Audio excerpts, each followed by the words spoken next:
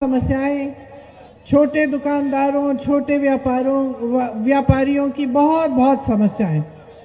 तो असलियत ये है कि जबकि उत्तर प्रदेश बहुत आगे बढ़ सकता था, यहाँ बहुत विकास हो सकता था, आज यहाँ विकास के नाम पर कुछ नहीं है। सिर्फ बड़े बड़े विज्ञापन हैं जिन पर भाजपा 2000-3000 करोड़ रुपए खर्च रही है। यहाँ का मुख्यमंत्री, यहाँ के प्रधानमंत्री सभी भाजपा के हैं, सरकार दोनों भाजपा की है, विकास के नाम का कुछ नहीं है। तो ये परिस्थितियां बनी क्यों? आज ये सवाल पूछिए आप अपने आप से, ऐसा हुआ क्यों? इसका सीधा सीधा जवाब है, 30 सालों से उत्तर प्रदेश में जाति के आधार पर और धर्म के आधार पर राजनीति चल रही है। ठीक है, पहले आपने बसपा को परखा, फिर समाजवादी दल आई, सरकार बनाई, उसके बाद भाजपा आपने पिछले 5 सालों में देखा, बातें बहुत बड़ी बड़ी, विकास नहीं हुआ। क्योंकि इन सारे दलों के नेता जान गए हैं कि वोट तो विकास के आधार पर मिलना नहीं है। कोई हमें पूछने वाला नहीं है कि भाई रोजगार क्यों नहीं दी, सड़क क्यों नहीं बनाई, पानी क्यों नहीं आ रहा है, बिजली क्यों नहीं आ रही है, हमारे नौजवानों की भर्ती की प्रक्रिया में भ्रष्टाचार क्यों हो रहा है। कोई पूछने वाला ही नहीं है। सब जान गए हैं नेता कि जब चुनाव का समय आएगा हम धर्म की बात करेंगे, हम जाति की बात करेंगे, सबके जज्बातों को उभारेंगे, हमें वोट मिल जाएगा, हमें तो सत्ता में रहना ही है। काम क्यों करेंगे भैया? कभी सोचा है इस बात के बारे में कि 30 सालों से आप सब दोषी हो, आप सब ने आदत डाल दी है इन नेताओं की, इन राजनीतिक दलों की, कि विकास करने की तो जरूरत ही नहीं है। आप आएंगे, धर्म की बात करेंगे, जाति की बात करेंगे, वोट मिल जाएगा, हम आंख मूंद के आपको वोट दे देंगे क्योंकि आपने तो हमारे जज्बातों की बात कर ली। आंख मूंद के वोट दे देंगे, आप सत्ता में रहो, आपके बच्चे फूले फले, हमारे बेरोजगार रहे तो कोई बात नहीं। ये आदत डाल दी है आपने। ये मेरी बहनें यहां बैठी हैं, आज महंगाई का सबसे बड़ा बोझ ये उठा रही हैं।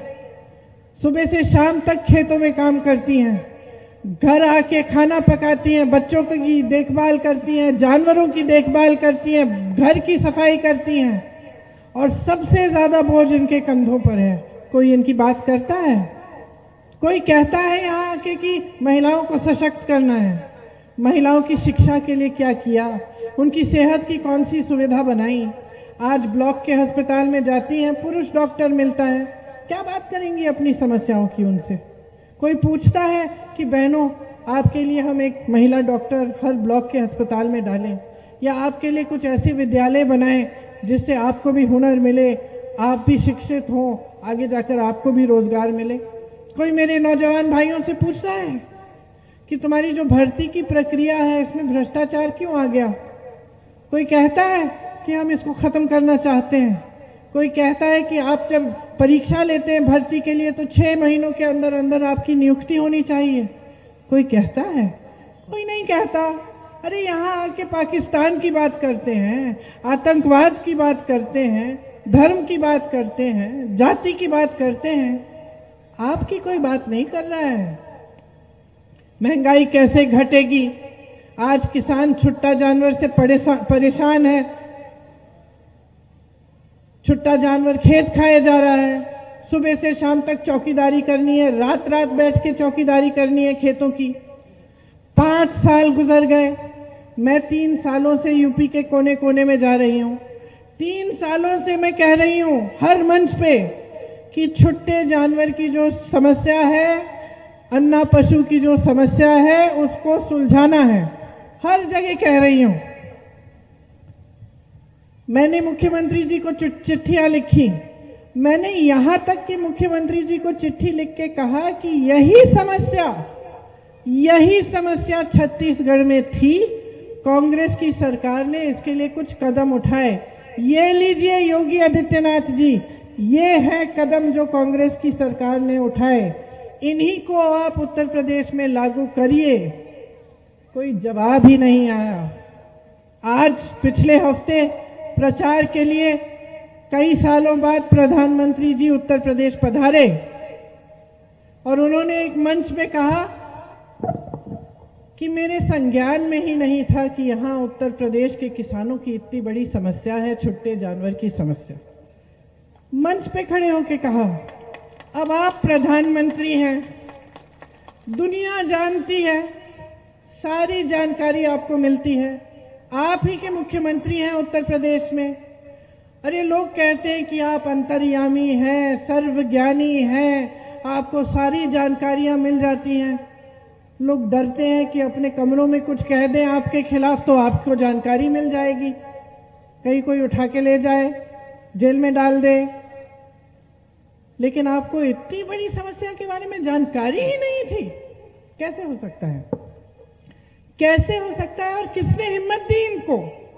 किसने हिम्मत दी इस देश के प्रधानमंत्री और इस प्रदेश के मुख्यमंत्री को कि आपके मंच पे खड़े होके वो ऐसा कह दें कि उनको जानकारी ही नहीं है कि आपकी सबसे बड़ी समस्या क्या है?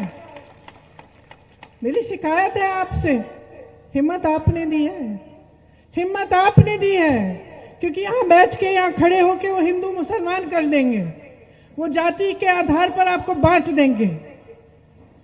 निकल जाएगी, नैया पार हो जाएगी उनकी, वोट मिल जाएंगे, सत्ता में रहेंगे, आराम से 4-5 साल रहेंगे, कुछ काम नहीं करेंगे, बड़े बड़े विज्ञापन बनाएंगे, बोलेंगे जरूर। प्रधानमंत्री जी कहते हैं कि हमने उत्तर प्रदेश में हजारों लखपति बना दिए। अब मैं ढूंढ ढूंढ के थक गई हूं जी, मैं गांव गांव में गई हूं, मुझे कोई लखपति नहीं दिखा। मुझे गरीबी दिख रही है, परेशानी दिख रही है। मुझे छोटे दुकानदार मिलते हैं, छोटे व्यापारी जिनका मैन्युफैक्चरिंग का यूनिट था, जो फूल रहे थे, फल रहे थे, अच्छा खासा बिजनेस चला रहे थे। आज कहते हैं कमाई नहीं हो रही है दीदी, कर्ज में डूब रहे हैं, कोरोना आया, लॉकडाउन आया, बिजली की बड़ी बड़ी बिल आई, हम दे नहीं पा रहे हैं, हमें कर्ज लेना पड़ा। किसानों से मिलती हूँ, छुट्टे जानवर से तो परेशान ही है, लेकिन उपज का दाम भी नहीं मिलता। आजकल 1000-1200 रुपए में धान और गेहूं खरीदा जा रहा है, खाद नहीं मिलती। मैं ललितपुर गई, खाद की लाइन में खड़े खड़े मृत्यु हो रही है किसानों की। मैं उनके घर जाती हूँ, उनके परिवारों से मिलती हूँ, मेरी बहनें वहां बैठी रहती है, कहती है क्या करेंगे दीदी, कमाने वाला तो चले गया। बारिश आई थी बहुत सालों बाद, बहुत समय बाद बारिश आई थी, सालों नहीं बहुत समय बाद बारिश आई थी। उन्होंने सोचा कि अब इस बार खेती हो जाएगी, चले गए खाद लेने, सरकारी वितरण केंद्र बंद मिला, प्राइवेट में गए, इतनी बड़ी लाइन। उन्होंने सोचा लाइन छोड़ दूंगा, घर चले जाऊंगा खाने के लिए, कुछ पीने के लिए, तो मेरी लाइन छूट जाएगी, हो सकता है खाद नहीं मिले। 3 दिन खड़े रहे, 3 दिन खड़े रहे, मृत्यु हो गई वही लाइन में खड़े खड़े। कोई पूछने वाला है? कोई सुनवाई है? ये परिस्थितियां हैं आपकी। छोटे दुकानदार परेशान हैं, व्यापारी परेशान है, किसान परेशान है, महिला परेशान है, नौजवान परेशान है। तो आप मेहनत किस लिए करते हैं? आप सुबह से शाम तक खेती में मेहनत किस लिए कर रहे हैं? अपने बच्चों की परवरिश के लिए। मेरी बहनें यहाँ हैं, आप चाहती हैं ना कि आपके जो बच्चे हैं, चाहे पुरुष हो चाहे महिला हो, बड़े हो के कमाएं, रोजगार मिले, अपने पैरों पे खड़े हों, अपना परिवार बनाएं, आगे आपकी देखभाल करें। इसीलिए करते हैं ना परवरिश।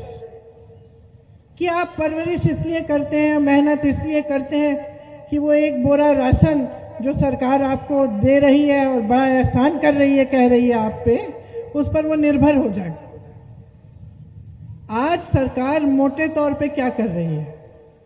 कहते हैं, मुझे नहीं मालूम कि कितना सच है कि नहीं, लेकिन भाजपा के नेता कहते हैं कि अरे जनता हमें वोट देगी क्योंकि धर्म के आधार पर तो देना ही है, और फिर हम थोड़ा बहुत राशन पहुंचा देते हैं, 1 बोरा पहुंचा देते हैं, खाते खुलवा दिए हैं, चुनाव से 4-6 महीने पहले हम थोड़ा सा पैसा डालना शुरू कर लेते हैं, जनता खुश है।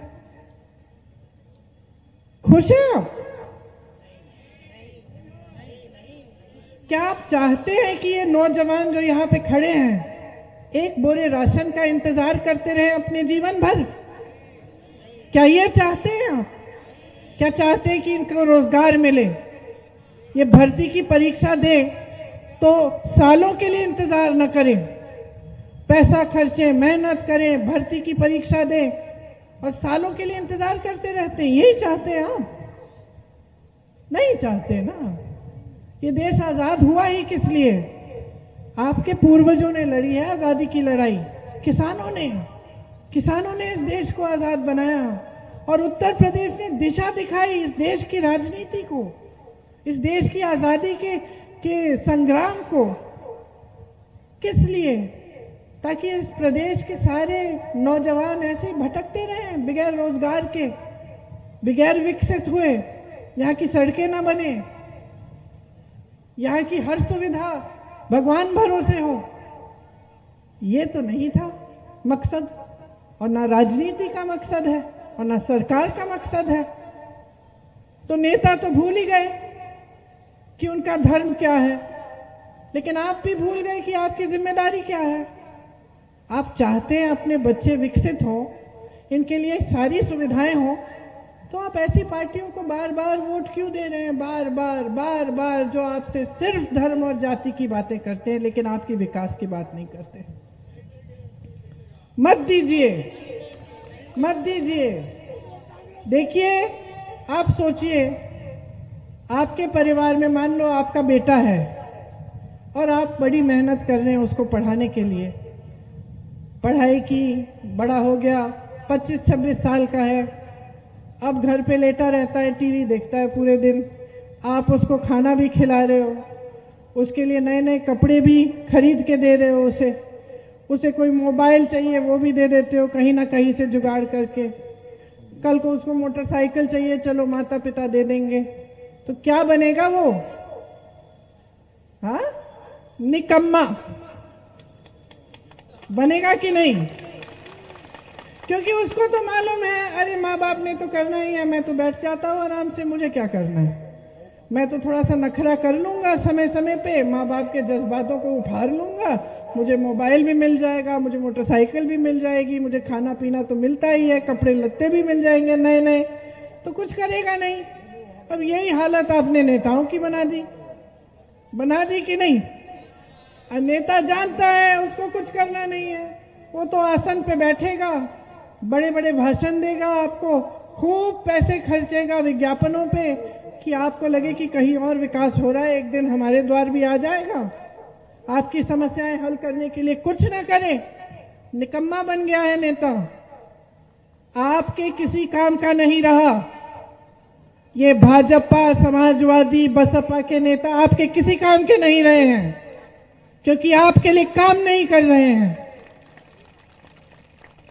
आपकी समस्याओं को जानते ही नहीं है। खुद कहते हैं मंच पे खड़े होकर, हम तो जानते ही नहीं है कि छुट्टे जानवर की परेशानी है। अब हम जान गए हैं, चुनाव आ गया, ओहो जान गए हैं, अचानक चुनाव आ गया है, उद्घाटन शुरू, शिलान्यास शुरू, हवाई अड्डे बन रहे हैं। 5 सालों के लिए तो सारे हवाई अड्डे आपने अपने दोस्तों को बेच दिए, बड़े बड़े उद्योगपतियों के लिए सारी नीतियां बन रही हैं इस देश में। आज गरीबों के लिए कुछ नहीं है, मिडिल क्लास के लिए कुछ नहीं है, सिर्फ और सिर्फ 5-6 बड़े बड़े उद्योगपति जो प्रधानमंत्री के मित्र हैं उनके लिए सब कुछ बन रहा है। आपकी मेहनत से, पब्लिक की मेहनत से BHEL, HAL, NTPC, रेलवे जैसी बड़ी बड़ी संस्थाएं बनी, ये पब्लिक की संस्थाएं थी, कांग्रेस की सरकारों ने बनवाया आपके लिए, यहां से रोजगार मिलता है। क्या हुआ? बेच डाला। और आपके सामने आके कहते हैं कांग्रेस ने बनाया क्या 70 सालों में? अरे भैया, हमने बनाया नहीं होता तो आप बेचते क्या? आप तो पूरे देश को बेच डाले, पूरे देश की संपत्ति तो आपने पकड़ा दी अपने दोस्तों को, सारे हवाई अड्डे, सारे बंदरगाह, सारी संस्थाएं जिससे रोजगार मिल रहा था, सारे बेच दिए। जो नहीं बेचे, जो बचे कुछ हैं, वो भी योजना बन रही है बेचने की। जो छोटे दुकानदार थे, जो छोटे बिजनेस थे, छोटे व्यापारी थे, जिसमें से आप कुछ लोग होंगे यहाँ बैठे हुए, आप तो देश की रीढ़ की हड्डी थी। रोजगार 3 जगहों से ही मिल सकता है, सुन लीजिए।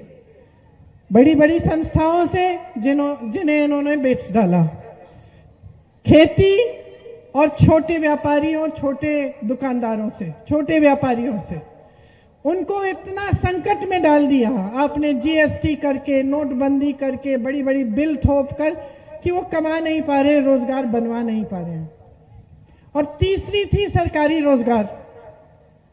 सरकारी रोजगार 12 लाख खाली पड़े हैं। 5 सालों से योगी जी ने नहीं भरे, मोदी जी ने नहीं भरे। आज इनकी हिम्मत की आपके सामने आके कहते हैं अगले 5 सालों में भर देंगे। अरे 12 लाख तुम्हें बेरोजगार नौजवान नहीं दिखे इस प्रदेश में? हजारों तो यहाँ खड़े हैं। कितने बेरोजगार हैं, जरा हाथ उठाओ। हजारों यहाँ खड़े हैं और 5 सालों से सत्ता में हो, सरकार चला रहे हो, तुम्हें दिखे नहीं। ये हालात है बहनों और भाइयों। सच्चाई को समझ लो। ये आपको गरीब रख रहे हैं जानबूझ के। इनकी नीति अमीरों के लिए है। ये चाहते हैं कि आपका पेट खाली रहे, ये चाहते हैं कि आपको रोजगार न मिले, ये चाहते हैं कि आप शिक्षित न बने। क्योंकि जब तक अशिक्षित रहोगे, जब तक रोजगार नहीं होगा, कमा नहीं पाओगे, तब तक गुस्सा रहेगा अंदर।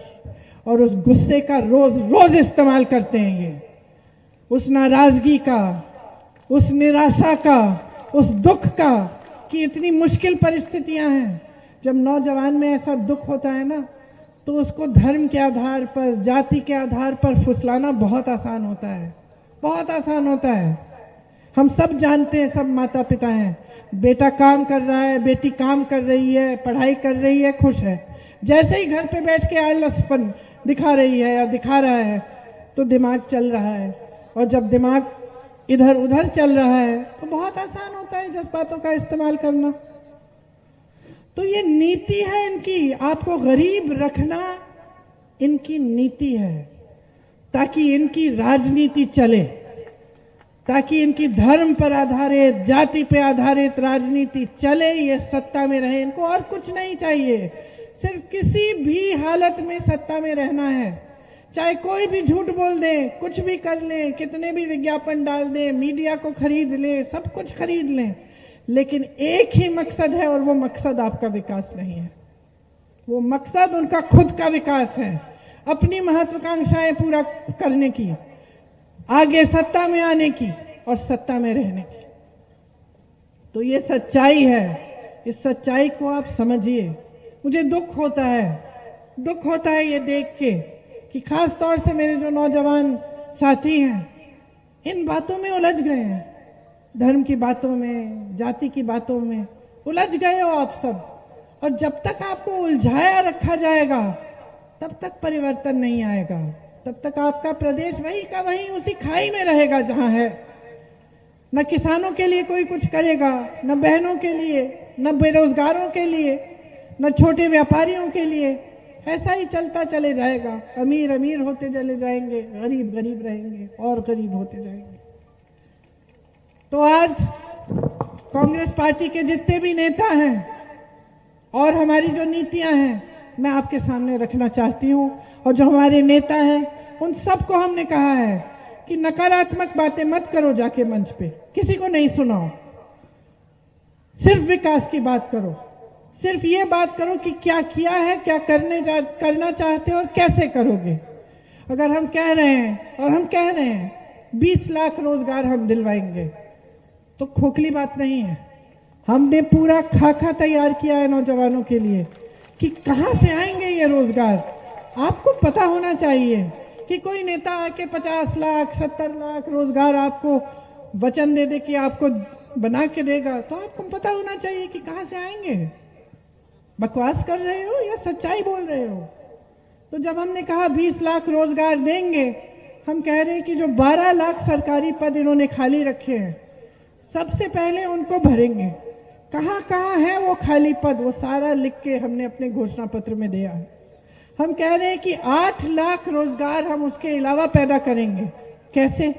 छोटे दुकानदारों को, छोटे बिजनेसों को मदद करके, उनकी ये जो बड़ी बड़ी बिजली की बिल है, जो कोरोना का सब बकाया है, वो साफ करके, जो बिजली की बिल है उनको आधा करके, सबके लिए। हम कह रहे हैं आप नौजवान हो, अपना बिजनेस शुरू करना चाहते हो, छोटा सा कारोबार, आपका मन है कि आप कुछ करेंगे, माँ बाप को करके दिखाएंगे कुछ, तो सरकार आपको 5 लाख रुपए 1% ब्याज पे देगी, ताकि आप अपने पैरों पे खड़े हो पाओ। ये जो भर्ती की प्रक्रिया है, जो धूमिल हो चुकी है, इसे पारदर्शी बनाएंगे हम कह रहे हैं कि हर भर्ती के लिए एक जॉब कैलेंडर बनेगा।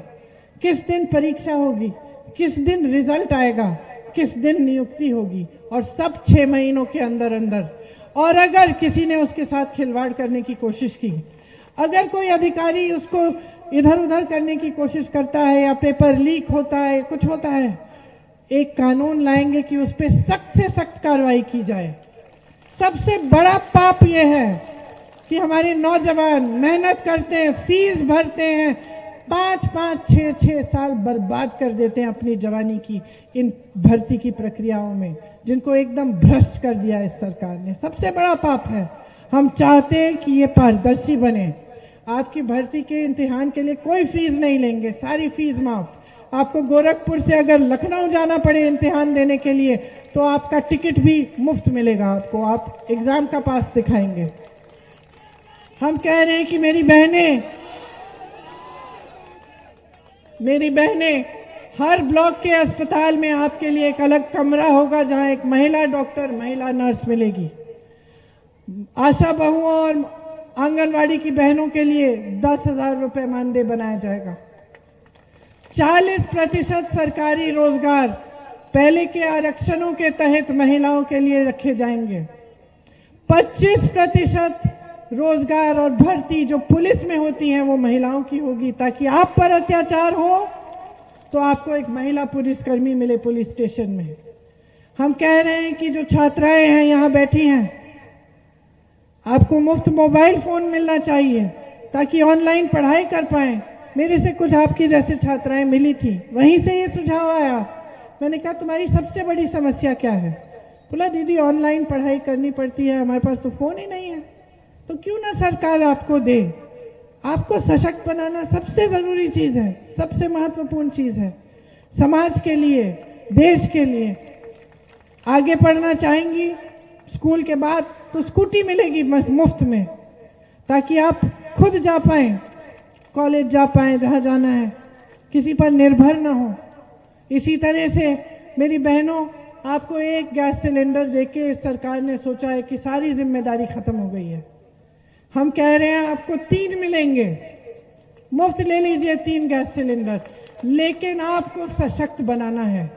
आपके लिए हर जिले में महिलाओं के लिए केंद्रीय विद्यालय जैसे सिर्फ महिलाओं के लिए विद्यालय बनाएंगे, जिसमें आपको हुनर भी सिखाया जाएगा, ताकि आप अपने पैरों पे खड़े हो पाएं।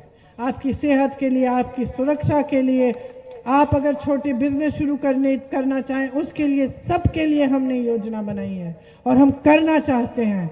मेरे किसान भाई बैठे हैं, आपके पूरे के पूरे कर्ज माफ किए जाएंगे। कांग्रेस की सरकार ने पहले करके दिखाया है, फिर से करेंगे, क्योंकि हम जानते हैं कि कितनी परेशानियां झेल रहे हैं आप। जैसे छत्तीसगढ़ में 2500 रुपए में गेहूं धान खरीदा जा रहा है, उसी तरह से आपसे भी 2500 रुपए में गेहूं और धान खरीदा जाएगा, 400 में गन्ना। हम ये भी कह रहे हैं कि छत्तीसगढ़ में जो योजना बनाई गई कांग्रेस के सरकार द्वारा, जिससे छुट्टा जानवर की जो समस्या है वो खत्म हो गई, वो मैं आपको समझाती हूँ 2 मिनट के लिए। छत्तीसगढ़ की सरकार ने कहा कि आप छुट्टे जानवर की देखभाल करिए, हम 2 रुपए किलो आपसे उस छुट्टे जानवर की गोबर खरीदेंगे, उस गोबर का हम गोबर गैस बनाएंगे, उस गोबर का हम अच्छी खाद बनाकर वापस आपको दिलवाएंगे आपकी सुविधा के लिए। हम खरीदेंगे 2 रुपए किलो गोबर। इससे क्या हुआ, लोगों ने सोचा चलिए हम देखभाल कर लेते हैं, क्योंकि हम तो कमा रहे हैं देखभाल करके। ऊपर से गोबर गैस भी बनने लगी, खाद भी मिली अच्छी अच्छी, तो ये समस्या ही हल हो गई। यहाँ की सरकार ने क्या किया? कहा कि गौशालाओं में डालो। गौशालाओं में ना चारा दिया है, ना पानी दिया है। हमने वीडियो देखे हैं तमाम पिछले साल, गाय को उठाकर जेसीबी से धर रहे हैं, जिंदा गाय है उसको गाड़ रहे हैं, उसके ऊपर मिट्टी डाल रहे हैं। कुत्ते नोच रहे हैं जिंदा गाय को जहां पे उसके घाव हैं, खा रहे हैं जिंदे जानवर को, और ये कहते हैं कि ये धार्मिक है और इनकी ये समस्या का हल करने का ये तरीका है। सोच नहीं है, सोच नहीं है। कांग्रेस में सोच है। ये समस्या हल कर दी है छत्तीसगढ़ में। कांग्रेस की सरकार ने छत्तीसगढ़ में कहा है कि हम 2500 से कम में लेंगे ही नहीं गेहूं और धान, जो भी बकाया हम दे देंगे, लेकिन हम आपको 2500 रुपए देंगे, क्योंकि हमारी सरकारों में आपका हित है, हम आपके लिए काम करना चाहते हैं। तो ये सारी चीजें हम करना चाहते हैं, लेकिन जब तक आप जाति और धर्म के आधार पर राजनीति को फूलने फलने देंगे आपके प्रदेश में, तो हम कर नहीं पाएंगे। आप हमारे प्रत्याशी को आगे बढ़ाएं, इन्हें चुने, तो ये आपका प्रतिनिधित्व करे, हमारी सरकार बनाए प्रदेश में, तभी तो ये सब कर पाएंगे हम आपके लिए। वरना ऐसे के ऐसे रहेंगे। ये जो नीतियां हैं दूसरे दलों की कि अमीरों को अमीर करते रहें, सारी संस्थाएं बेच डालें, नौजवानों को पैरों पे खड़ा न करें, महिलाओं को सशक्त न करें, तो आप आगे नहीं बढ़ पाओगे। यही सब होगा जो आप वैसे भी 30 सालों से देख रहे हैं। पिछले 5 सालों में सबसे बड़ी समस्याएं आपके सर पे आई हैं, और कभी कोई बहाना सरकार बनाती है कि उनके हाथों से बाहर था। ये सच्चाई नहीं है। इनकी नीतियां आपके हित में काम नहीं कर रही हैं। तो यहाँ मैं इसीलिए आई आप सबसे आग्रह करने के लिए कि अपने ही हित में, अपने ही भविष्य के लिए, अपने ही विकास के लिए जरा समझदारी और जिम्मेदारी से अपना वोट दो। अगर अपना वोट फिर से आपने गलत दे दिया तो फिर से 5 सालों के लिए आप भुगतोगे और आप ही का नुकसान होगा। आप सब जानते हैं कि कांग्रेस पार्टी के नेताओं ने इस देश की आज़ादी के लिए, उसके बाद भी अपनी जान तक दे दी देश के लिए। मेरे परिवार के सदस्यों ने दी, मेरे पिता भी शहीद हुए। आपके सामने खड़े होकर इधर उधर की बातें करना, आपको फुसलाना, आपको गुमराह करके क्या मिलेगा? हम तो चाहते हैं कि आप आगे बढ़ें, हम चाहते हैं कि आप विकसित हों। यही सब उत्तर प्रदेश ने ही शुरुआत हुई इस पूरे देश की आज़ादी की, इस पूरे देश के विकास की, यहाँ रुकी पड़ी हुई है। हम चाहते हैं कि यहाँ से एक नई राजनीति बने, एक नया संदेश जाए पूरे देश में कि बस अब बहुत हो गया, हम बर्दाश्त नहीं करेंगे ऐसी राजनीति जिसमें धर्म, जाति, जज्बातों का इस्तेमाल हो रहा है। हम नहीं करेंगे। हम चाहते हैं विकास। हमें ऐसी राजनीति दीजिए जो हमारे लिए काम करे। यहाँ से संदेश पूरे देश में जाना चाहिए। और मैं जानती हूँ, मुझे पूरा भरोसा है कि आप एकदम जिम्मेदारी से इस बार अपना वोट देंगे। इस बार एक ऐसी सरकार चुनेंगे जो आप ही के लिए काम करे। आप सबको बहुत बहुत धन्यवाद। खूब इंतजार किया आपने। आशा है कि मेरी बातों को मन में रखेंगे और सोच समझकर आप चुनाव में अपना निर्णय लेंगे। बहुत बहुत धन्यवाद। जय हिंद।